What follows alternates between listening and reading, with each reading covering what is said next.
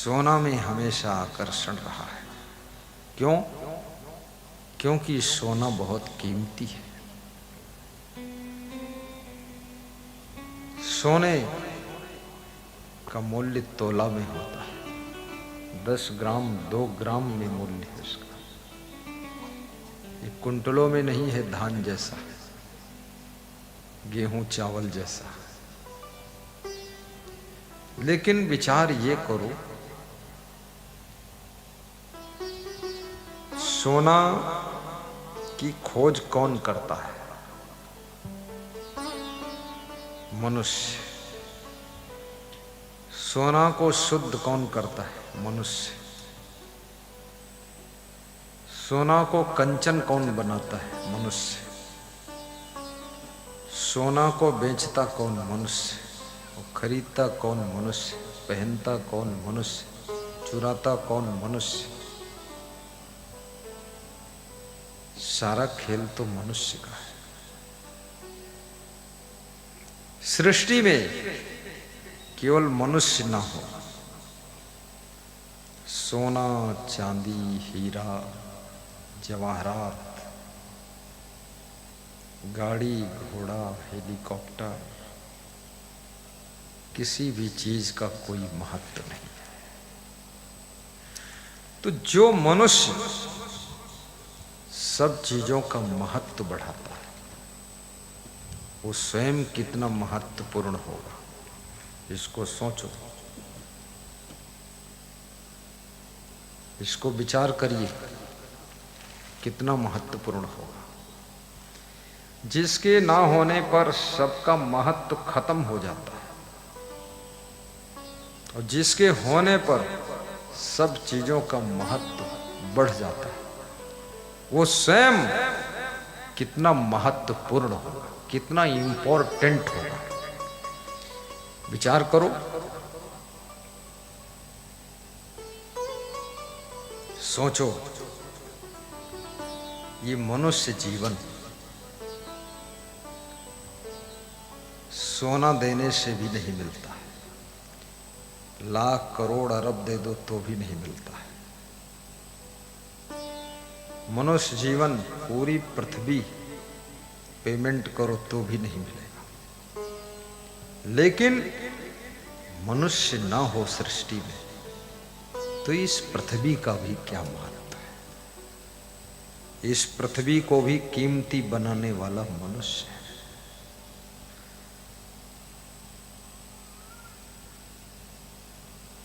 मिट्टी को छू लेता है, ईंट बना देता है। मूर्तिकार जब मिट्टी को छू लेता है, गणेश भगवान दुर्गा की मूर्ति बना देता है, उस मिट्टी की पूजा होने लगती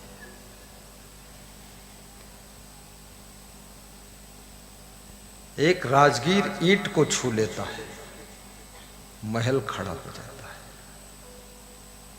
लोहार लोहे को हथौड़ा मारकर कुदाल फावड़ा बेलचा बना देता है। सृष्टि की हर चीज को महत्वपूर्ण बनाने वाला, सदुपयोग करने वाला, सबकी कीमत बढ़ाने वाला मनुष्य है। तो वो मनुष्य कितना बड़ा कीमती है, सोचिए।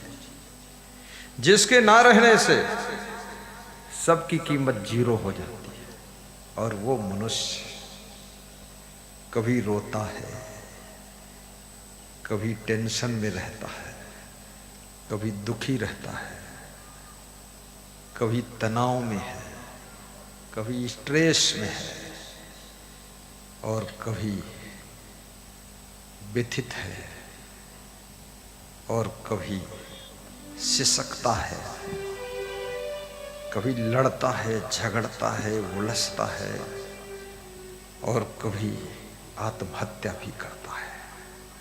कभी दूसरों की हत्या करता है, कभी घर छोड़कर भाग जाता है, और कभी चोरी करता है, कभी दूसरों की चप्पल चुराता है, और कभी किसी के गले का हार खींचता है, कभी डकैती करता है, कभी भू माफिया बनता है। जो इतना कीमती है, इतना महत्वपूर्ण है, इतना इंपॉर्टेंट पृथ्वी का प्राणी है मनुष्य, वो कितने नीच कर्मों में उतर जाता है और इस नीचता के कारण उसकी जिंदगी में दुखों का जन्म हो जाता है, दुखों का जन्म हो जाता है।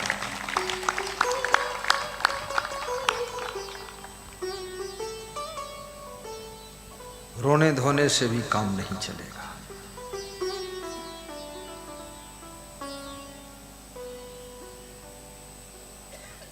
बहुत सोने से भी काम नहीं चलेगा, माँ बाप से गुस्सा करने से भी काम नहीं चलेगा, पत्नी को पीटने ठोकने से भी काम नहीं चलेगा। जैसी है वैसी है, ठोक पीट कर बहुत सोचो इंटेलिजेंस हो जाएगी, इंटेलिजेंस नहीं होगी, मर सकती है, ज्यादा चोट लग जाएगी। पति को बहुत गाली देकर तुम सोचो कि हम इसको होशियार बना देंगे, कुछ नहीं बनेगा, सियार बन जाएगा।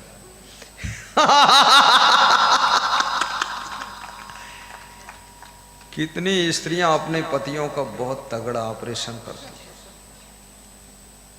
बिल्कुल ऑक्सीजन थिएटर में ले जाती है, इतना मार कूट के धुआंधार मचा के। पति जब सर्विसिंग से बाहर निकलता है तो बिल्कुल कांप जाता है। अरे इस कमजोर पति को मत मारो पीटो, मत दुख दो, गाली गलौज मत करो, इस बाप को क्यों पीड़ा दे रहे हो। दुख तुम्हारे कर्मों का प्रभाव है। दुख सुख के जन्मदाता तुम स्वयं, बाप से लड़ने की जरूरत नहीं, भाई से बेईमानी करने की जरूरत नहीं है, देवरानी से चालाकी करने की जरूरत नहीं है, जेठानी को सताने की जरूरत नहीं है, अपने बेटों पर क्रोध करने की जरूरत नहीं है। याद रखना, हर जीव अपना अपना कर्म करके, अपना अपना प्रारब्ध बनाकर, भाग्य बनाकर पैदा हुआ है। आपको ठोकने पीटने की जरूरत नहीं है, जैसा उसका कर्म होगा कर्म ही उसको ठोकता पीटता रहेगा।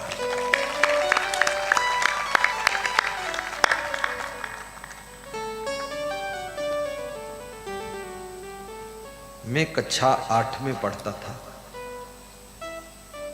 प्राइवेट स्कूल था, तो जितने टीचर थे वो सब 400 रुपया महीना वाले थे, 400 500, प्रिंसिपल का वेतन 500, टीचरों का 400 300। अब सोच लो आप, सस्ती भैंस कितना दूध दे सकती है, ये सस्ता शिक्षक कितना नॉलेज रख सकता है। लेकिन उसी स्कूल में हम भी प्रवेश थे। हर टीचर आता था तो एक शीशम का डंडा लेकर आता था, 3 हाथ का। छोटे छोटे बच्चे कक्षा 6 के, 7 के, 8 के, जब वो डंडा देखते थे तो बहुत बच्चे पहले से ही रोने लग जाते। हमने कहा इन्हें का क्यों रोता है, डंडे खाओ, मंडे हो या ट्यूसडे, रोज शीशम के डंडे। उसमें एक टीचर था जो किसी को मारता नहीं था, तो मैंने उससे पूछा तुम मारते क्यों नहीं हो। अवस्थी जी नाम था उसका। बोले मैं इसलिए नहीं मारता हूं कि मेरे टीचरों ने मुझको भी मारा नहीं है। तुमने कहा बाकी ये टीचर सब लाठी लेकर आते हैं इनका, बोले ये खूब कूटे गए हैं इसलिए बदला ले रहे हैं।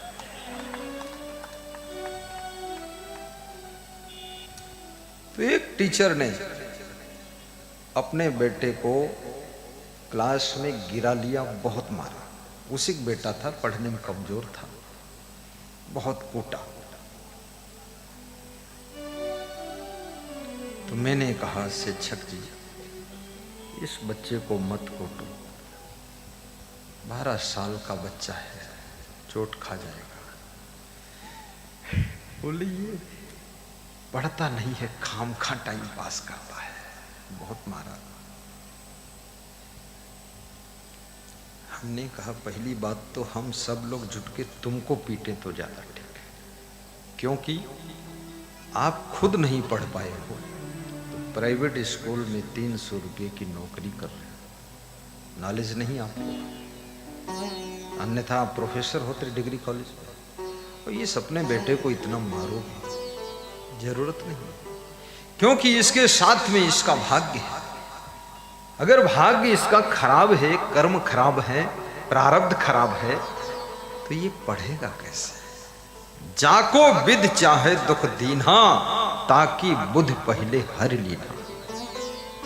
याद रखना, भाग्यशाली व्यक्ति का पहला लक्षण होता है कि वो बहुत बुद्धिमान होगा, बुद्धिमान। और सौभाग्यशाली का प्रथम लक्षण है कि बुद्धिमान के साथ साथ विवेकवान होगा। और बड़भागी का लक्षण होता है कि वो बुद्धिमान होगा, विवेकवान होगा और साथ साथ चरित्रवान भी होगा, चरित्रवान होगा। और जो बुद्धिमान होगा, विवेकवान होगा, चरित्रवान होगा, याद रखना वो 100% गारंटी के साथ धनवान भी होगा, धनवान होगा।